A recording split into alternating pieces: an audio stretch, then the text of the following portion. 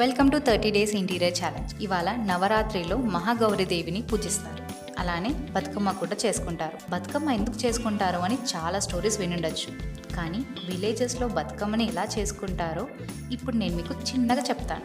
పొద్దున లేచి ఇంటి పెద్ద చిన్న కలిసి మార్కెట్కి వెళ్ళి ఫ్లవర్స్ లేదా తెంపుకొని రావడం జరుగుతుంది. ఇంట్లో సగం వాళ్ళు వంట దగ్గర, మరో సగం వాళ్ళు రంగురంగు పూలతో బతుకమ్మని పేరుస్తారు. ఇంట్లో ఆడవాళ్ళు ట్రెడిషనల్గా రెడీ అవుతారు. ఈవినింగ్ అవ్వగానే బతుకమ్మ ఇంకా గౌరమ్మని తీసుకొని ఊరి మధ్యలో పెడతారు. అలా కొద్దిసేపు బతుకమ్మ ఆడేసి బతుకమ్మని చెరువులో గంగమ్మ తల్లికి అర్పించి అక్కడి చెరువు పక్కన కూర్చొని సద్దులు కట్టుకొని వెళ్ళిన ఫుడ్ తినేసి హ్యాపీగా ఇంటికి గౌరమ్మని పట్టుకొని వస్తాం.